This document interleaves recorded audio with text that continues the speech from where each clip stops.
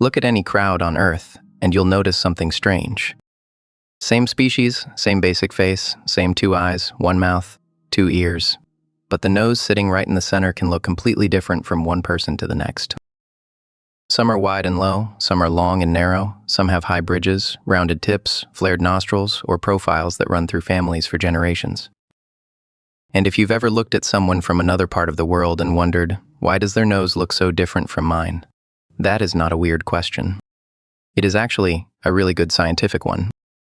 Because the answer is not just genetics, and it is not just random. Your nose is part inheritance, part environment, part migration history, and part chance. Start with the most basic thing. Your nose is not just decoration, it is equipment. Every day, you take roughly 20,000 breaths, and before that air reaches your lungs, it usually passes through your nose. That matters because your lungs are sensitive. They do not want freezing air. They do not want air that is too dry. They do not want dust, pollen, smoke, or tiny particles floating straight into delicate tissue. So, the nose prepares the air. It warms it. It humidifies it, it filters it, it slows it down, swirls it around, and runs it across moist tissue before sending it deeper into the body. In other words, your nose is a climate control system built into your face. And that is where the story gets interesting, because the air humans breathe is not the same everywhere. Imagine living for thousands of years in a very cold, dry place, Northern Europe, Siberia, high mountain regions, parts of Central Asia. The air can be brutally cold and dry. A longer, narrower nasal passage gives incoming air more contact with warm, moist surfaces inside the nose.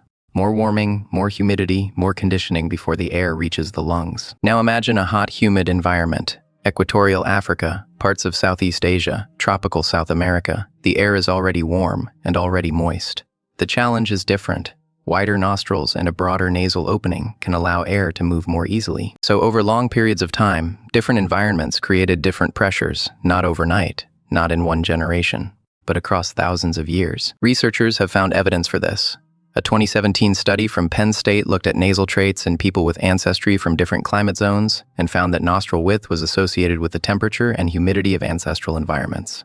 People whose ancestors lived in colder, drier climates tended, on average, to have narrower nostrils. People whose ancestors lived in warmer, more humid climates tended, on average, to have wider ones. That does not mean every individual fits the pattern perfectly. Biology almost never works that cleanly. But it does mean climate left a real fingerprint on the human face. Imagine a population living in a cold climate 10,000 years ago. One person happens to have a slightly narrower nasal passage than another. That difference might be tiny. But if it helps warm and humidify cold air just a little better, that person may breathe more comfortably, avoid some respiratory problems, and have a slightly better chance of surviving and having children. Their children inherit some of that nasal structure. Over hundreds of generations, those small advantages add up. No one planned it, no one chose it for beauty. The environment simply rewarded traits that worked a little better in that place. But climate is not the whole answer. If it were, nose shapes would map perfectly onto climate zones. They do not. People living in similar climates can have different nose shapes. People in the same family can have very different noses. And when scientists look at the genetics behind nose shape, the picture gets complicated fast. There is no single nose gene. Nose shape is influenced by many genetic variants affecting bridge height, nostril width, tip shape, facial projection, and the angle between the nose and upper lip. Some of these traits may show signs of natural selection. Others may be shaped by genetic drift, random changes that become more common in a population by chance, especially when groups are small or isolated. So the real answer is layered. Climate helped shape broad patterns. Genetics created variation, random chance filled in details, and migration shuffled everything. Because humans did not stay in one place. We moved across continents, deserts, coastlines, mountains, and oceans. We carried our genes into new environments. We mixed with other populations. We built families across ancestry lines. That is why one person's nose can reflect several different histories at once. A person in Brazil may have ancestry from West Africa, Portugal, and indigenous South America. A person in South Asia may come from a region shaped by many waves of migration. A person in the United States may have family roots from 3 or 4 continents. Their nose is not a simple label, it is not a category. It is a blend of inherited traits shaped by old environments and rearranged by human movement. Then, there is the cultural layer. Humans do not just have noses, humans judge noses. Different societies have created different ideas of what a beautiful nose looks like, and those ideas change constantly.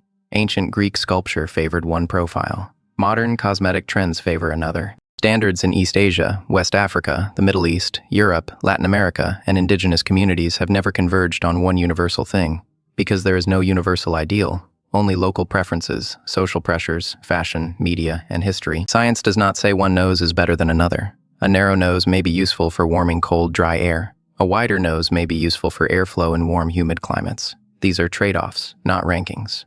Every nose shape is an engineering compromise, a solution to a particular set of conditions. So when you look at nose diversity, you are not looking at a hierarchy. You are looking at a map of climate, ancestry, migration, genetic drift, and adaptation. A record of how one species spread across nearly every environment on Earth and survived. The nose in the mirror is not random. It is not just cosmetic. It is functional history, written in cartilage and bone, and every breath you take is proof that it worked.